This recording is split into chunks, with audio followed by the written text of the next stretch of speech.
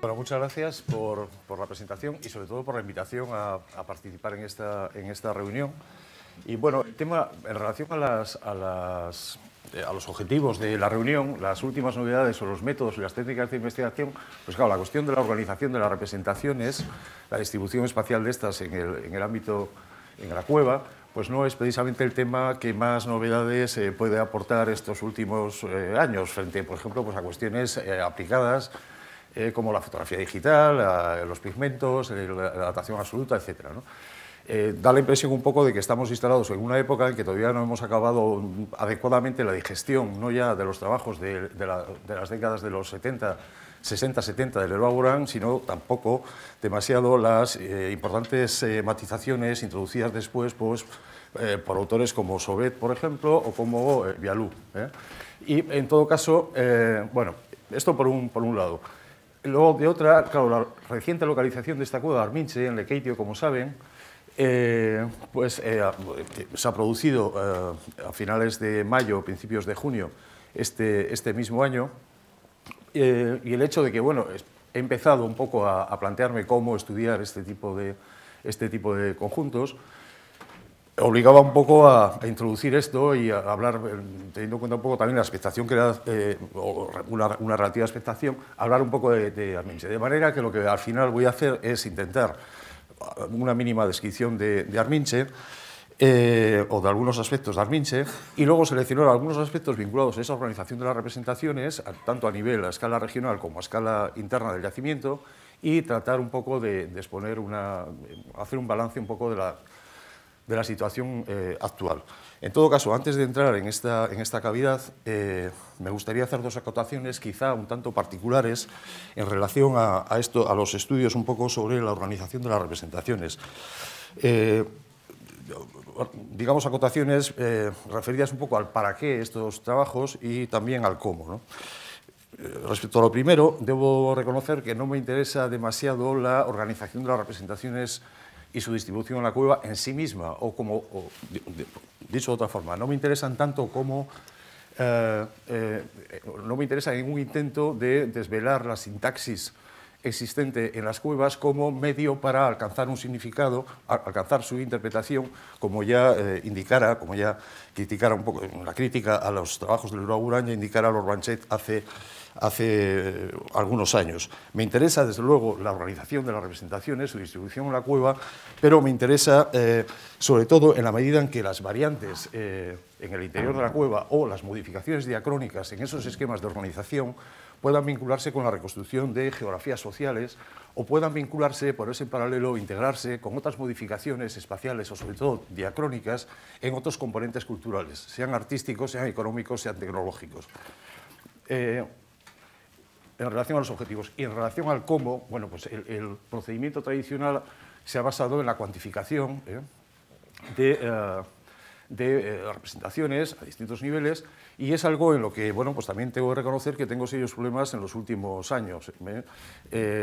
Esa cuantificación es muy complicada, no solo en las representaciones no figurativas, incluso en las representaciones figurativas también, y hay toda una serie de problemas implicados ahí que francamente no sabes cómo superar. Es decir, cuando te enfrentas, por ejemplo, con los motivos del panel 6, de la zona 6 de la Garma, de la galería inferior de la Garma, absolutamente llena de puntos, series de puntos, etcétera, signos de diferente tipo, humanos, es complicado, o en la zona 4 del mismo yacimiento, con una variedad enorme de planteamientos gráficos formando parte de ese conjunto, incluyendo, por ejemplo, pilares estragmíticos pintados, o en otras cuevas en las que no he tenido ningún tipo de vinculación, como Yonin, por ejemplo, pues toda la parte izquierda del gran panel pues es francamente difícil de cuantificar. Por eso yo cada vez tiendo un poco a, si se me permite, pues a tirar un poco de la experiencia en las cuevas, y aparte de intentar algún tipo de cuantificación pues muy parcial y sabiendo que hay una subjetividad enorme en los resultados y que muchas veces no van a ser comparables con los de otros autores, creo que bueno, aparte de problemas de conservación de los entornos, de que las cuevas no son una arquitectura, no son arquitecturas, es una cosa natural y no responden a 2 o 3 modelos como responden los soportes del arte románico. Ahí sí se pueden establecer una serie de correspondencias entre partes de los templos y representaciones. Las cuevas es muy complicado. Y han sufrido modificaciones durante y después del Paleolítico Superior, y muchas veces esto nos ha llevado pues, a argumentaciones perfectamente circulares cuando se habla de los temas de los paneles centrales, por ejemplo. Entonces, creo que, no sé si que cabe tirar un poco más de la experiencia práctica en las cuevas y, sobre todo, que de cara a verificar o a los planteamientos que puedan surgir a partir de esas cuantificaciones siempre inexactas, siempre, en último término, bastante subjetivas, que es absolutamente necesario incorporar toda una serie de aspectos pues, que fueron poco tenidos en cuenta en las propuestas iniciales del Leroy Urán, como los espacios decorados, la capacidad de albergue, la visibilidad, el tamaño de las obras, la complejidad técnica, etc. No se trata solo de que haya bisontes y caballos, sino cómo están hechos, cómo se ven, cuánto de grandes en relación, por ejemplo, a otro tipo de cuestiones. Y que esta es una cuestión bastante importante en la actualidad. Bien, centrándonos,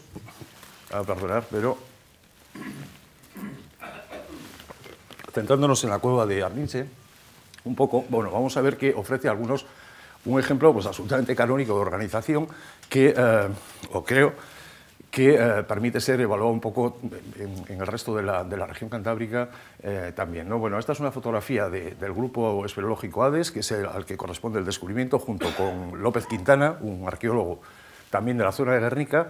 Como les dije, esto sucedió a finales de mayo, principios de junio, en medio pues, es una época bastante febril de localizaciones, etc. Este grupo espeleológico bueno, ha jugado un papel importantísimo en otros trabajos, en la localización, junto con Diego Gárate, por ejemplo, las figuras de Achurra, y anteriormente pues, en la cueva de Morgota, en la que hemos estado colaborando ampliamente, anteriormente también en la cueva de Ondaro, y seguramente se me están olvidando algunas más. Estos últimos años. Y bueno, se han encontrado con una cueva con varias zonas con grabados y, como digo, aportando importantes novedades tanto desde un punto de vista técnico, creo, como iconográfico y en cuanto a la composición.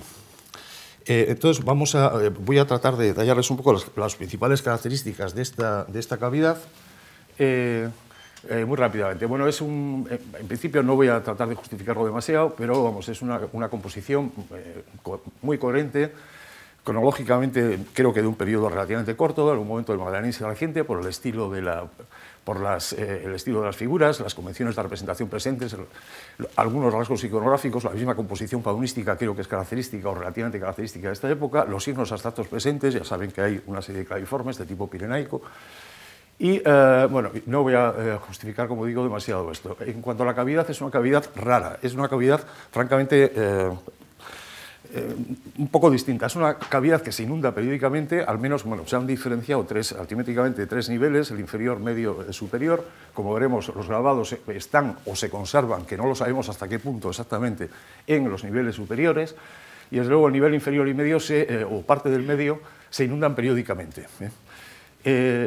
Entonces, realmente el nivel inferior que da un río es una cavidad todavía activa, pero esas inundaciones periódicas parece que más que activa es una cavidad reactivada. Es decir, es un sumidero de aguas sobrantes, aparentemente en la época de lluvias, y está muy en relación, bueno, pues como digo, con usos, con la construcción de toda una serie de viviendas en los alrededores y toda una serie de modificaciones del sistema hidrológico. En la actualidad, la Diputación, y de esto podrá darles más detalles Miquel Unzueta, que creo que anda por ahí, ha encargado un estudio hidrológico y se está estudiando un poco esta cuestión. Todo apunta a esto, a que se podría evitar un poco esa situación de inundación periódica. Bien, cuando transitas por la cueva, desde luego lo que ves es que toda la parte inferior, por donde transitas hacia el interior, está completamente embarrada. Pero, sin embargo, hay toda una serie de formaciones, aunque son escasas, pero hay toda una serie de formaciones, de reconstrucciones litroquímicas, hay banderas, por ejemplo, pero embarradas hasta arriba, completamente embarradas hasta arriba. Claro, esas banderas, por ejemplo, en el nivel inferior, se han formado en un momento en que no había esas inundaciones periódicas, y todo apunta a que la cueva en el Paleolítico superior era una cueva bastante normal, no embarrada en esas zonas inferiores. Bueno, los grabados paleolíticos se han localizado únicamente en lienzos de las partes más altas, y desde luego lo que se ha visto, el grupo Hades ha localizado en la parte profunda de la cavidad y en niveles intermedios algunas representaciones grabadas que sí que están afectadas, y veremos alguna foto afectadas por el barro. Bueno, hasta el presente, y esto no ha hecho más que empezar, ni siquiera hay una exploración completa, totalmente completa de la cavidad. Esto puede cambiar enormemente, pero en fin, hay como podríamos distinguir tres grandes unidades. Por una parte, una gran composición a unos 50 metros de la entrada, que suponemos original, taponada, con unas veintitantas representaciones de animales y signos abstractos en un lienzo expandido que agrupa todo el lateral izquierdo de la cueva, el techo, y luego hay otro plano en el lateral derecho también con algunas otras representaciones. Como veremos, es una organización bastante, creo que canónica, con figuras grandes de caballo y bisonte englobando un poco la representación, y toda una serie de otras figuras animales o de signos claviformes de menor tamaño complementando un poco ese grupo. En zonas, en una zona un poco más al fondo, pero tampoco demasiado, a unos 10-12 metros más hacia el fondo, sobre un corredor elevado, hay una nueva agrupación de figuras, sobre todo de caballos, en la que hemos podido ver hasta ahora, con también una nueva serie, una segunda serie segura de signos claviformes, pero en una versión distinta a las del panel principal. Y finalmente, en las zonas profundas de la cueva, se han ido localizando una serie de paneles aislados, separados un poco entre sí, con escaso número de figuras.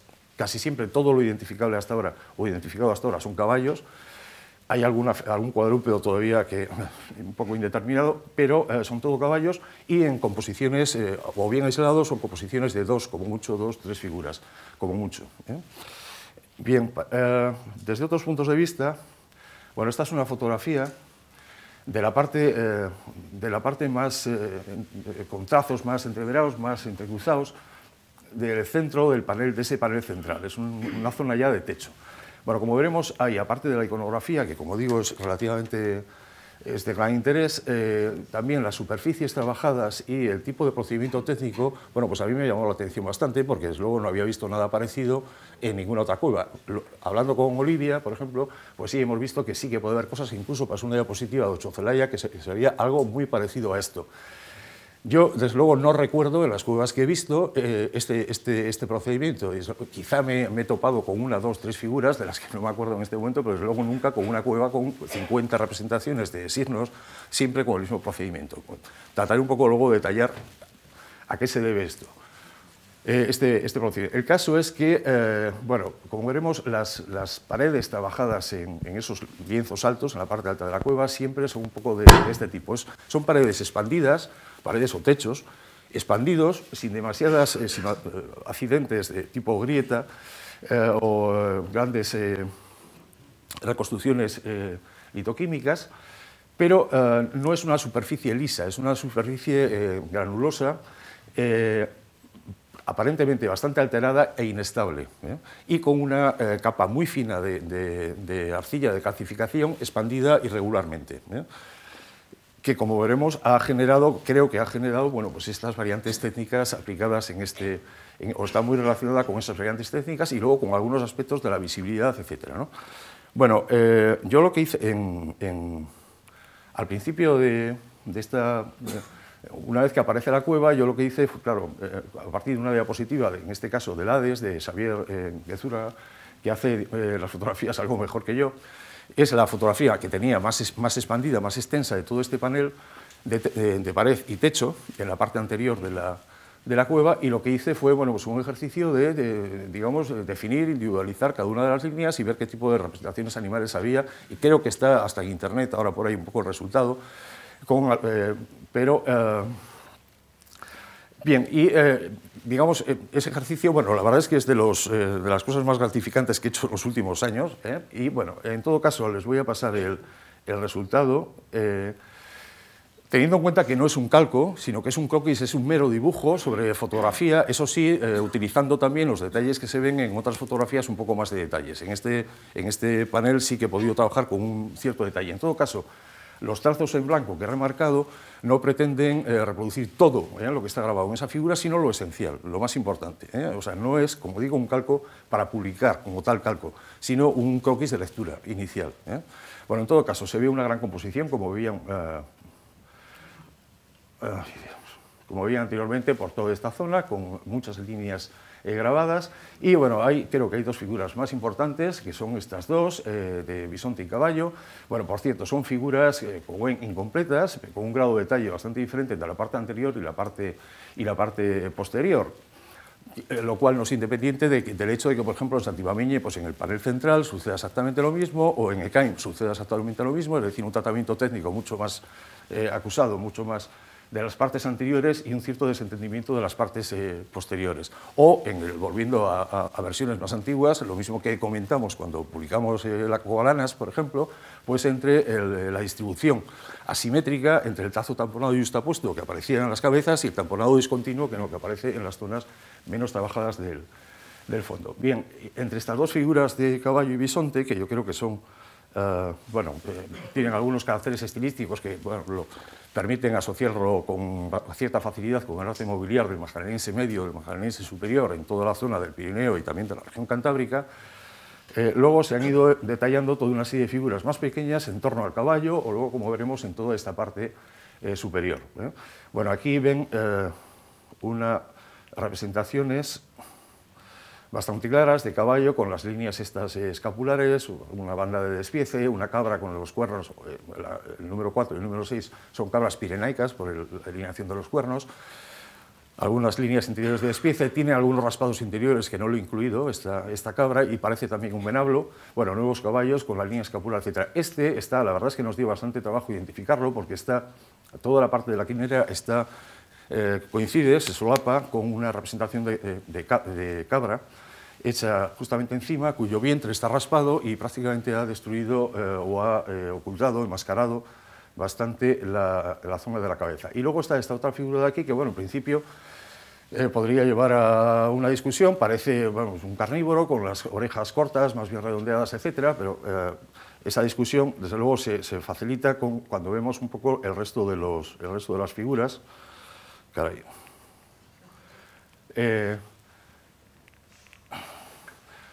Con representación de carnívoro, creo que es un león de las cavernas, de los últimos que tenemos en la región cantábrica, es una especie que desaparece ya prácticamente muy poco después y que es muy rara, su representación, sus restos y su representación en estas fases avanzadas del Paleolítico superior. Bueno, yo en relación hay bastante bibliografía reciente sobre felinos, además tuvimos ocasión en Alcherri no solo de proponer también un felino o una hiena, pero en un contexto muy anterior a en la época aurniaciense, con la cola levantada, etcétera. Pero bueno, aparte de esto, pues están los trabajos de Malacema, junto con Clot, sobre carnívoros, etcétera, estos últimos años, y hay bastante información al respecto. Bueno, yo subrayaría la cabeza corta, las orejas también cortas y redondeadas, la cola sin pelo pero acabada en una borla de un penacho de pelo, o incluso la asimetría un poco entre las extremidades anteriores y las posteriores. En los leones las extremidades anteriores son muy fuertes, extraordinariamente fuertes, están preparadas para inmovilizar a la presa. Yo creo que han marcado las garras, hay una serie de tracitos en las manos anteriores, las posteriores son un poco más convencionales, también fuertes, pero no tanto como las anteriores, y la identificación faunística, claro, no tiene absolutamente ningún tipo de duda.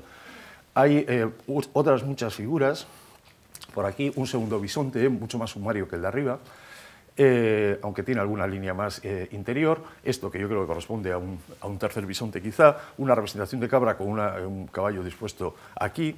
Hay otro probable caballo aquí en el interior del bisonte, y luego, si se fijan, no está completo esto, quedan por aquí muchas líneas. Quizá lo más interesante es la aparición de claviformes grabados. Yo no sé para qué, vean, no sé si se ve exactamente aquí, en la fotografía, este tipo de trazo con el bucle, este otro trazo con el segundo bucle, tercer trazo aquí con el segundo bucle. Esto de aquí, aunque está deformado por la fotografía, en realidad es un cuadrilátero. Esto es un cuadrilátero rectangular con dos trazos en el medio y algunos tracitos cortos en la parte de arriba. Creo que es un cuadrilátero que no corresponde a la tradición cantábrica, o sea, no pero un signo de este tipo. Y bueno, esos claviformes, bueno, conste que dentro de este panel de esta sala principal, hay, no aparecen en la fotografía, pero en la zona correspondiente hay un par de otros posibles claviformes también, o sea, que probablemente no sean los únicos de la composición. En todo caso, bueno, ni que decir tiene, no hemos podido empezar todavía a trabajar aquí, únicamente hemos hecho algunas visitas de reconocimiento general con algunas fotos y poco más para hacer el informe técnico, etc. Pero claro, a pie de panel y las figuras tú a tú no hemos podido empezar a trabajar. Entre otras cosas porque han estado instalando unas escaleras, cuerdas para el desplazamiento interior, se ha iniciado y una serie de trabajos que se han iniciado en la cueva, pero desde luego nosotros todavía a pie de panel no hemos empezado a trabajar. Bien, como ven, hay muchas más líneas por aquí que son bastante interesantes también. Bueno, he marcado un poco convencionalmente, hay trazos, por ejemplo estos de aquí, que tienen exactamente el mismo procedimiento técnico que las figuras animales o que los signos, de grabado, mientras que hay luego otras bandas que he resuelto un poco en plan rápido con esta línea ancha discontinua, que no son más que bandas de dedos aplastados y arrastrados, onduladas, o sea, macarrones o meandros, o como queramos llamarlo. Bien, en zonas, bueno, y esto no es todo lo que conocemos que hay, como os digo, hay bastantes más líneas un poco por arriba, y luego está la pared izquierda, de la cueva, en donde hay al menos una cabeza de caballo y una nueva representación de bisonte bastante clara. Bien, en las zonas inmediatas de la cavidad, ahí está ese corredor al que aludí antes, tenemos muy pocas fotografías de esto todavía, pero en fin, yo creo que se puede ver por aquí un caballo, una línea cervicodorsal, el arranque de la cola aquí, la nalga, las patas posteriores, el vientre, en fin, es el típico caballo muy parecido a los de Cain, aunque grabado, y luego hay muchos más grabados por toda la pared. Aquí he hecho un croquis de lectura, pero a partir de una sola foto, y no muy buena, y pues no es decir, hay todas estas figuras, al menos todas estas figuras, pero desde luego la cabeza de este caballo seguro que no es así, ni la de este como lo dibujo. Sí, podemos ver que es un caballo con despiece en M, con las 4 patas, con mancha escapular aquí, etcétera, pero bueno, las figuras seguramente son de bastante más calidad que lo que yo he podido ver, pero por lo menos he ido marcando un poco los sitios en donde hay grabados. Más a la derecha de este panel, detrás de este cambio, se prosiguen los grabados, además del mayor interés.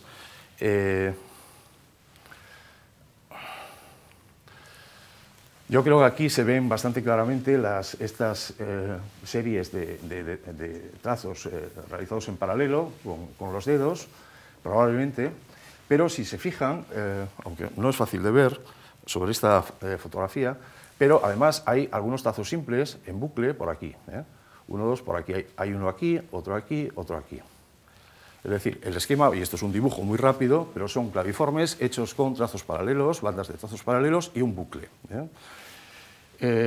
Y hay 4 o 5 un poco dispuestas también en paralelo.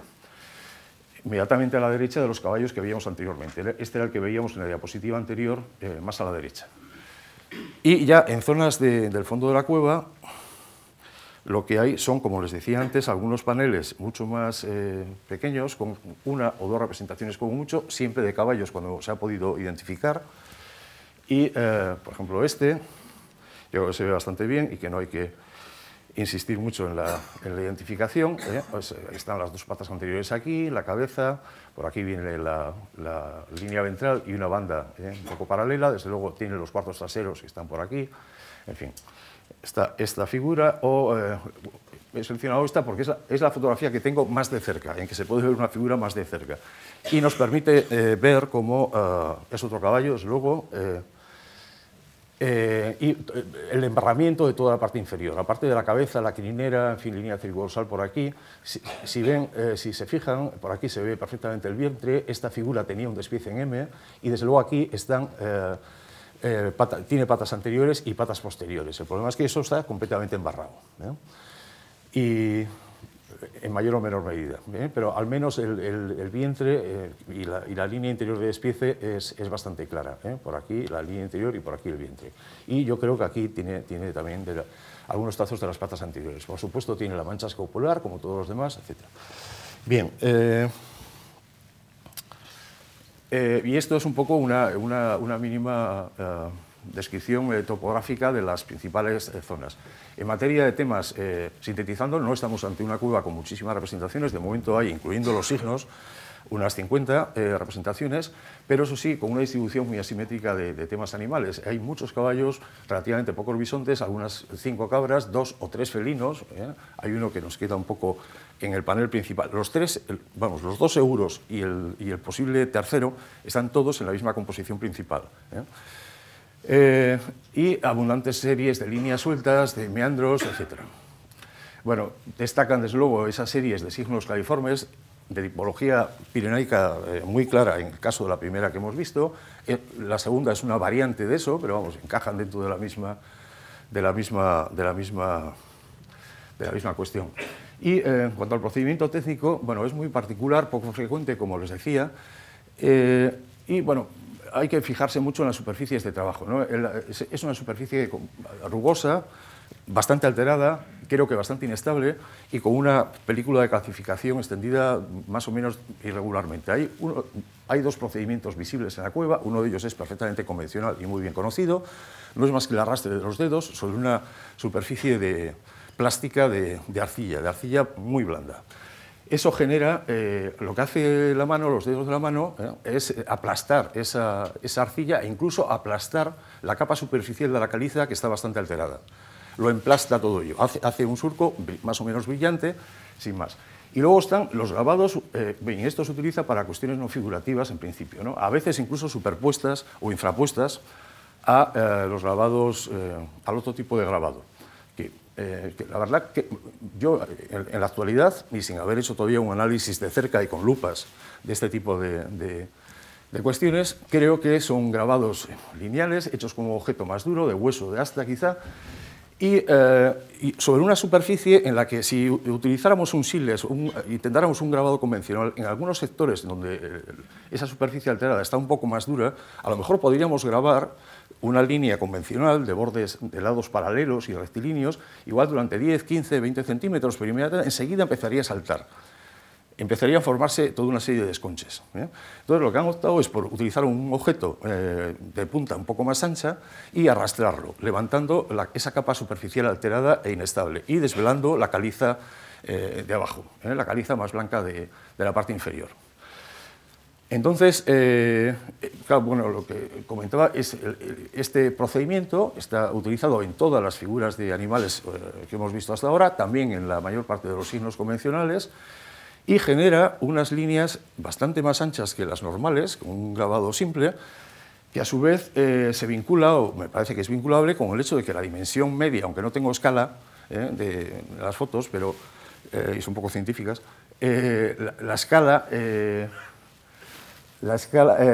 se vincula con el hecho de que las representaciones son bastante grandes. El caballo este inicial tiene como 1,5 metros, el león tiene al menos 70-75 centímetros de longitud, al menos son grabados figuras bastante grandes. Es decir, en último término, lo que está implicado aquí es que en el arte paleolítico existe una cierta correlación entre la anchura del trazo y la dimensión total de la figura, tanto en la pintura como en el grabado. Es decir, con ocre, matites seco, un dibujo se utiliza para figuras muy pequeñas, no hacemos un caballo de 2 metros con una línea muy fina, ¿no? Y en grabado lo mismo, es decir, cuando no se ve con un grabado muy fino, lo que se hace para figuras más grandes es utilizar el simple repetido, o como queramos llamarle, para el contorno, el simple y único para algunos de los detalles interiores, en fin. Hay una correlación entre la anchura y la visibilidad del surco, y el tamaño un poco de las figuras, que aquí es bastante grande, ¿no? Entonces, el efecto visual, bueno, pues es absolutamente espectacular, incluso es un panel, una composición de animales que se ve a 5 metros de distancia, llegando al sitio los ves la mayor parte de las figuras, el problema es pueden estar parcialmente solapadas y ser un poco confuso de entrada, pero en cuanto te sientas un poco y te dedicas a iluminar a 4 o 5 metros de las figuras, por sectores se ve todo, o se ve todo bastante bien, ¿no? Bueno, eso es por tanto una composición con una serie de animales bastante característicos y signos en justaposición estrecha, con algunos casos de superposición parcial entre las representaciones de animales. Las bandas de meandros se solapan con muchas de las figuras de animales, pero desde luego no podemos plantear una cronología distinta para esas bandas arrastrando los dedos y la técnica de grabado aplicada a los animales. Eso lo sabemos por diferentes cuestiones, pero, por ejemplo, bueno,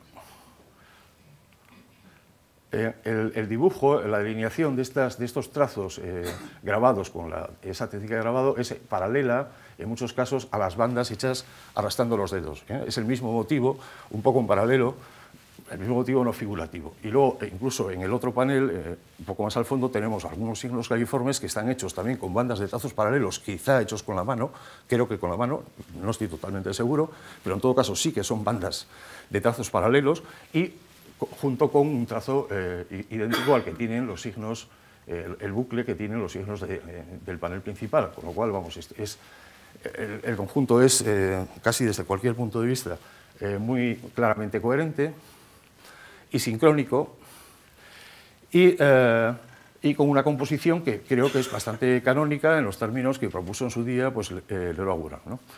Bueno, en una evaluación muy general, creo que Arminche pues aporta importantes novedades en algunos aspectos concretos. Desde el punto de vista de la iconografía, claro, la aparición por primera vez de algunos claviformes grabados en la región cantábrica, no los primeros claviformes, todos sabemos que hay, bueno, grabados y parietales. Conocíamos los claviformes pintados en rojo y negro en la Cuyalbera, en la Cueva del Pindal, hay otro suelto posible, aunque no es seguro, en la Cueva de Oz, en Casturdiales, y recientemente algunos de los presentes pues, han publicado una placa de hueso bastla con una serie de claviformes en paralelo hallada en la Cuyalbera y atribuidas también a la misma época que los claviformes parietales de este magdaleniense reciente. Es decir, que claviformes había en la región cantábrica, por supuesto, parietales y también mobiliares, al menos en mi opinión, y estos son, pero estos son, claro, idénticos un poco a los que aparecen en el Pirineo, son parietales y además grabados, ¿no? Y, bueno, en último término, casi se da ya por supuesto, pero, en fin, inciden, reafirman esa especial interacción entre las poblaciones pirenaicas y cantábricas que se produce en el magdaleniense medio y el magdaleniense superior. Es un dato más que abunda en una cuestión que, a partir del arte mobiliar, de algunos aspectos del arte parietal, pues se viene apuntando desde hace bastantes años, ¿no?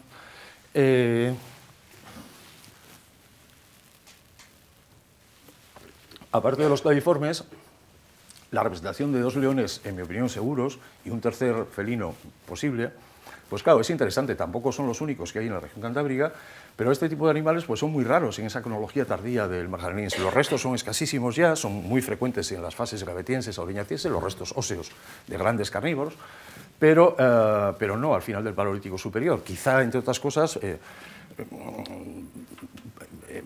este tipo de, entre otras cosas, porque la densidad humana, la forma de asentamiento en el espacio, etcétera, es infinitamente o bastante más eficiente que en los inicios del Paleolítico superior, y entre otras novedades importantes que han podido intervenir ahí está el hecho de la misma domesticación de algunos perros ya desde fases tardías del magdaleniense inferior. Es decir, el león, este tipo de grandes carnívoros están siendo extinguidos en la región cantábrica y en otras zonas del sudoeste de Europa en esas fases finales del Paleolítico superior. Aguantan, por ejemplo, en la zona de los Balcanes, pues hasta el siglo III. En Grecia hay leones hasta el siglo III. Las convenciones de representación, etcétera, sin melena, bueno, pues son las que hemos visto a lo largo de todo el Paleolítico superior, desde Sobet. Y, bueno, pues sí, teníamos leones y grandes felinos en la región cantábrica, pero muy pocos, y sobre todo en fases antiguas. Está uno que identificamos en un trabajo reciente en la Cueva del Cherry, pero que atribuimos a la época auriñaciense. Luego, el más claro, quizá, en mi opinión, es el que aparece sobre un compresor de la Cueva del Castillo, en un nivel gravetiense, etcétera. Y, hombre, en el magdaleniense hay alguna cosa posible, pero discutible. Y yo creo, vamos, que al menos uno de estos pues, no es discutible en absoluto, ¿no? También es inusual esa espectacularidad de la puesta en escena, la posibilidad de ver esos grabados a cierta distancia y que he tratado de vincular a las particularidades del espacio, de la superficie disponibles, del procedimiento técnico elegido y a este tamaño un poco particularmente grande de las figuras. Y al mismo tiempo, digamos que hay Arminche ofrece una organización de las representaciones, sobre todo el tema bisonte-caballo con animales signos complementarios, que muy canónica y que solo es novedosa por la claridad expositiva, no porque no se conozca en otros sitios. Bien, entonces me gustaría un poco entrar en y detallar en la medida de lo posible un poco, hacer un balance actual un poco de un par de aspectos que me han interesado más estos últimos años, dentro del campo de estudio de la organización de las representaciones en las cuevas, etc. Bueno, desde luego Arminche es un conjunto sincrónico realizado en un lapso temporal relativamente corto. Bueno, no he dicho nada, pero en fin, creo que no es en la cueva, en superficie, no, quizá por el barro, no lo sabemos exactamente, pero no se aprecian huesos ni industrias hasta el presente, aunque se van a hacer algunos sondeos en la boca antigua y desde luego al pie en la sala principal, pero la impresión es que, no sé, a lo mejor tenemos una imagen muy equivocada por esas alteraciones, por entradas de agua, etcétera, pero no estamos desde luego ante un caso como el de la galería inferior de la Garma, con una ocupación en la boca a lo largo de todo el Paleolítico superior, entradas permanentes, estructuras, todo tipo de alteraciones del interior. Aquí no hemos visto nada, ni industrias, ni hueso. Es posible que esté cubierto por el barro, tampoco no lo podemos asegurar. Y todo apunta, en todo caso, a un centro ceremonial de ocupación durante no muchísimo tiempo, en algún momento entre el 14.500 y el 12.000, sin que podamos, al menos sin que yo me atreva a precisar mucho más. Bien, esto de los conjuntos sincrónicos en el País Vasco, y como saben está aumentando la información enormemente, pues esa es la primera cuestión que me gustaría discutir. Es decir, voy a hablar un poco de organización de las representaciones, primero a nivel regional y luego nos metemos un poco en el tema bisonte-caballo y la situación actual en la región cantábrica, por ejemplo. Si me da tiempo, si no, cuando me falten 10 minutos me decís que fuera. Todavía quedan 20 todavía. Vale, bueno, entonces, intentaré ir un poco deprisa. Bueno, esta es la situación actual que tenemos en la región cantábrica, donde hay unos 140 conjuntos que, bueno, sin ruborizarse demasiado, cabe atribuir al Paleolítico superior. Desde luego hay seguros, pues he puesto aquí con un punto negro los sitios complejos de larga profundidad temporal que ofrecen diacronías como las que hablaba Valentín hace un momento en Parpalló, es decir, esto no solo se da en el arte mobiliar, también en el parietal, en algunas regiones, que es en lo que voy a insistir ahora.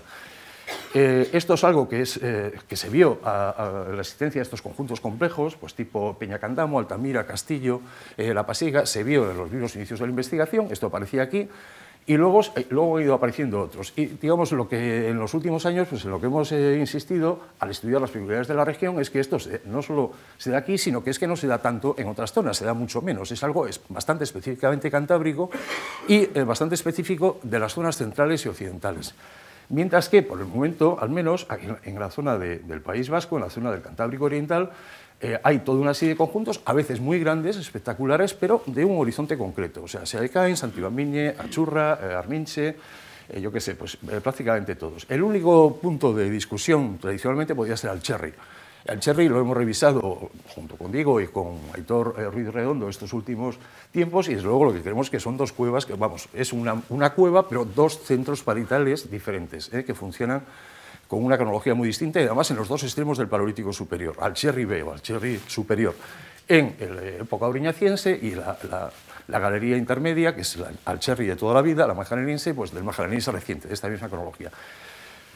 Pero, bien, en todo caso, ¿a qué se debe este tipo de situación? Bueno, yo inicialmente lo que hice fue comparar un poco esta situación cantábrica, la proporción entre sincrónicos y complejos, con lo que sucedía en Francia, por lo menos en los conjuntos con más de 40 representaciones, y las proporciones eran completamente distintas. Es decir, esto es mucho más frecuente en la región cantábrica, centro-occidental, que no en las zonas francesas, en donde hay algunos conjuntos de larga cronología, pero son un poco la excepción, hay muy pocos.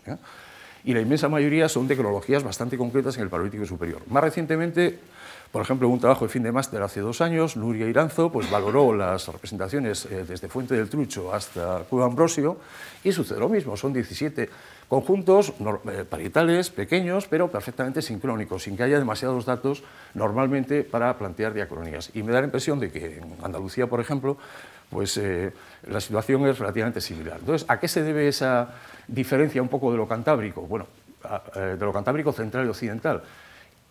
y luego entraremos un poco en los conjuntos sincrónicos del País Vasco. Bueno, hay que buscar un poco explicaciones en las peculiaridades pues, geográficas, económicas, etcétera, del territorio. En ese sentido, creo que esa más amplia diversidad, recurrencia, profundidad temporal de algunas cuevas cantábricas puede ponerse quizá en relación a una configuración espacial bastante particular de la región, que es una región cerrada, muy estrecha, pero especialmente en el centro y en el occidente, no tanto en la parte anterior del País Vasco, y como bueno, Andoni Tarriño nos mostró hace ya unos 6 años, tiene una serie de conexiones en materias primas líticas, por ejemplo, de lo que sea, con el Valle del Ebro. El paso, la conexión es mucho más fácil, ¿no? Y por tanto con una región que tiene unas vías de comunicación oeste-oeste muy definidas, muy recurrentes. Y además, de otra parte, creo que hay que valorar una densidad bastante alta, una densidad humana relativamente alta en la región, en términos comparativos, dado una cierta abundancia de recursos de caza, de pesca, de recolección para cazadores y recolectores, pero además recursos que se pueden conseguir en ambientes muy distintos, pero muy cercanos, a muy escasa distancia, lo cual genera una alta densidad humana y una mayor continuidad de las poblaciones en territorios concretos a lo largo de muchos milenios, ¿no?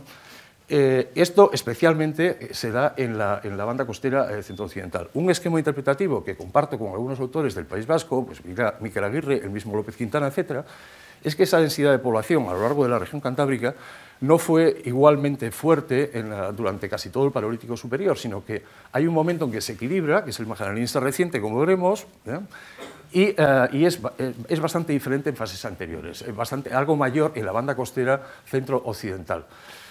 Al menos el número de yacimientos y también el número de conjuntos rupestres, pues así parece indicarlo. Sin embargo, como veremos, la situación a partir del Magellaniense reciente cambia radicalmente. Tenemos una distribución de yacimientos de habitación y una distribución de centros rupestres mucho más equilibrada a lo largo de toda la región. ¿Qué es lo que está implicado ahí? Bueno, pues los cambios en materia de aprovechamiento económico, los cambios inferibles en organización social para ese periodo, que no voy a entrar a detallar ahora, y desde luego un aumento, digamos que además lo que estamos viendo es un aumento de la población que facilitó una interacción, la interacción entre dos regiones, como el Pirineo, por ejemplo. La interacción es algo que crece. Al crecer la población está directamente relacionada con la población e inversamente con las distancias. Las distancias son las mismas, pero al crecer la población, tanto en el Pirineo como aquí, digamos, esa interacción es mucho más intensa, ¿no? Y, desde luego, el País Vasco está un poco en medio y, teniendo en cuenta esos cambios en el aprovechamiento económico que se generan a partir de esta época del Magellaniense reciente, es lo que puede explicar quizá el hecho de que la población se vaya a ir homogeneizando. Entonces, en un ensayo gráfico que propuse o que planteé cuando publicamos hace 6 años o 7 la cueva de Santibamiñe, lo he actualizado colocando los centros que por dataciones de radiocarbono o por el estilo y de una forma mínimamente segura tenemos para el Magellaniense reciente a lo largo de la región cantábrica, desde hace unos 14.500 a 11.700. Me faltaría colocar Lignar, que se me ha olvidado, estaría por aquí, sería un conjunto sincrónico de arte rupestre. Como ven, la distribución es muy diferente, hay conjuntos de nueva planta, entre comillas, o nuevos, de esta época a lo largo de toda la región, pero son especialmente abundantes en el País Vasco, donde ha crecido bastante la información. Teníamos dudas con Goicolau, sin embargo es una cueva que también hemos estado revisando este verano, no hay duda de que hay representaciones del Paleolítico superior y del final del Paleolítico superior, entre otras cosas la cabra es una cabra pirenaica y aparte hemos encontrado algún grabado nuevo de cuadrúpedos adscribibles un poco a este horizonte, ¿no? Bien, pueden decir, entonces no va a haber nunca conjuntos complejos en el País Vasco. Por supuesto que habrá alguno, conforme se vayan localizando nuevos descubrimientos, nuevas cuevas, alguno aparecerá de larga profundidad, pero para ese momento habrán aparecido otros muchos sincrónicos y también la situación hacia el occidente pues habrá cambiado. Entonces, bien, bueno, entonces voy a tratar de avanzar un poco más. Bien, en cuanto a esa composición canónica que les comentaba un poco, esta es un ensayo un croquis de proyección vertical un poco de las principales representaciones que hemos visto en el panel principal, con las figuras de caballo y de bisonte, presidiendo un poco esa composición, los signos claviformes y todas una serie de animales en dimensiones mucho más pequeñas. Bueno, voy a tratar de abreviar. Creo que es una composición clara en los términos que proponía el Leroy-Gourhan, de la misma forma que es clara pues, entre las últimas, yo que sé, como Aciella u otros, o algunas galerías de la Garma, con la oposición de bisonte y caballo y otros animales más pequeños, signos en las cercanías, etc., ¿no? Y además se repite el esquema en la pared izquierda con esa cabeza de caballo asociada a una nueva figura de bisonte. Bien, aquí les había indicado un poco, creo que ese esquema de composición es significativo, que es importante, especial, como apuntaré, especialmente en esta época del Magdaleniense reciente en la región cantábrica. Hay como dos grandes grupos, o se expresa en dos maneras, conjuntos que tienen muchísimos bisontes y muy pocos caballos, es un poco lo que sucedía y sucede en Altamira, en Santibamiña, en Pindal, en Covaciella, en Alcherri. Bueno, en Alcherri en el sector 1 y en el sector 5, al fondo de la cueva, o al revés, conjuntos que tienen muchos caballos y pocos bisontes, como Icay, Monedas o Arminche. Otros parecen un poco más equilibrados, es la impresión que tengo de Achurra, creo que están un poco más equilibrados que en esos otros sitios, bisontes, caballos, o en Pasiga C, por ejemplo, ¿no? Me gustaría insistir también en la existencia de un esquema, a veces dentro de este conjunto o estos conjuntos con esa asociación bisonte-caballo, de representaciones de bisontes con cabeza de caballo, y nunca al revés. Yo creo que esa asociación bisontes-cabeza de caballo se da el número suficiente de veces como para pensar que es relevante, pero en todo caso no se da ninguna a la contraria. Es decir, la representación aislada o opuesta a un caballo de una cabeza de bisonte es algo que parece herético en la gráfica magdaleniense. En todo caso, hay composiciones muy parecidas con esa composición bisonte, cabeza de caballo, en Arminche, en el lateral, como he dicho, en el panel principal de Pindal, parte en Altamira, en Covaciella, en la Carma, en la sala 1F, etc. Bueno, desde luego, bien, sobre este plano, que es el de antes, he marcado en rojo todas las cuevas que tienen ese tema bisonte-caballo, y normalmente, además, en posición preferente. Es decir, en tamaños más grandes, con técnicas de representación a veces más complejas, etc. Es decir, aparte, evidentemente no es el único tema, hay otras cavidades en el magdaleniense reciente que no tienen ese tema bisonte-caballo, como veremos. No es el único esquema compositivo. Incluso podríamos decir más, no es el único esquema compositivo recurrente. Hay otros esquemas compositivos recurrentes que no incorporan la oposición bisonte-caballo, en esta época magdaleniense reciente. Aludiré un poco ahora a ellos. Pero creo que la forma de verificar o de aceptar finalmente que esto supera un poco la lógica aritmética es analizar el contexto en el que aparece ese tema bisonte-caballo.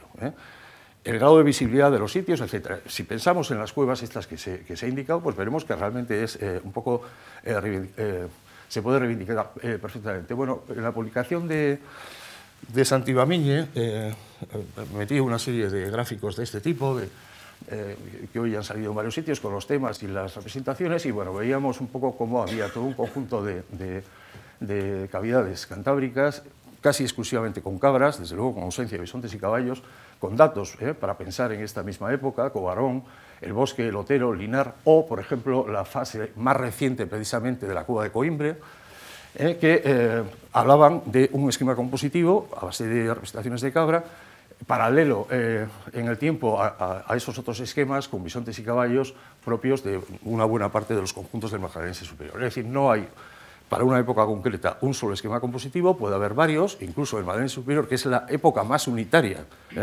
Es decir, si vamos a las épocas anteriores, la variabilidad en cuanto a organización es muchísimo mayor. En lo que tenemos atribuido a lo viñaciense, gravetiense y solutrense, la variabilidad en cuanto a organización es muchísimo mayor que en el magdaleniense reciente. Está presente ya el tema bisonte-caballo, pero muy esporádicamente, mucho menos. Es un tema que va a crecer mucho en las fases más avanzadas del Paleolítico superior, al menos en la región cantábrica. Bueno, y acabo con dos ejemplos, por ejemplo, de estas composiciones para esa época pre-magdaleniense, pues, un momento probablemente solutrense, en la gran pared del fondo de la Pasiga A. Este es un croquis que realizamos Balbín y yo hace muchísimo tiempo, y es un croquis de trabajo, pero bueno, están las representaciones implicadas aquí. Y además, digamos, la idea un poco es que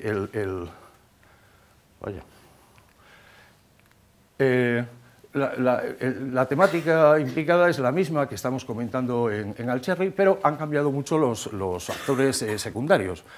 Es decir, se ha incrementado mucho en estos conjuntos de Valencia reciente el papel de las cabras, ocasionalmente de los renos también, etcétera, y han cambiado los tipos de signos. Los tipos de signos antiguos son estos acolados, crecientes, etcétera, de tradición cantábrica que encontramos en Altamira, frente a estos claviformes pirenaicos. Y no solo se trata de un cambio de signos, sino incluso se trata de un cambio en la articulación de estos signos en el contexto general. Es decir, si analizamos este tipo de... bueno, esto es decaen, y si analizamos la visibilidad, etcétera, bueno, nos encontramos que estos signos de tradición cantábrica, como en un artículo muy reciente varios de los aquí presentes han publicado, bueno, tienen una enorme cantidad de variaciones, de pequeñas variaciones formales, son siempre distintos uno a otros, etcétera. Bien, los recientes cambian radicalmente, se trata de signos idénticos uno detrás de otro, en paralelo, en Pindal, Cuyalbera o en Arminche. Segunda cuestión, los signos de tradición cantábrica, no todos, pero suelen estar bastante escondidos. Tú circulas por el eje de circulación principal de las cuevas y no los ves bisontes. Y animales mayores, pero estos signos quedan un poco más escondidos. Aquí he marcado con esta sombra la zona del panel principal de la pasiga que vemos al final de la galería principal, y cuando nos plantamos delante del panel vemos la agrupación bisonte y caballo y algunos animales complementarios, y bueno, quizá hay algún signo, pero en cuanto metemos la cabeza por los recovecos es cuando vemos ya toda la enorme cantidad de signos que hay alrededor. Entonces son signos, como digo, mucho más, estos por el contrario están mucho más explícitos, son iguales uno a otro y creo que que tienen un papel parcialmente un poco diferente. Bueno, no me voy a alargar más porque no puede, simplemente yo les agradezco mucho su atención a pesar de los nervios y además también les agradecería cualquier tipo de sugerencia, matización, etcétera, sobre cómo afrontar esto, o incluso de crítica. Gracias.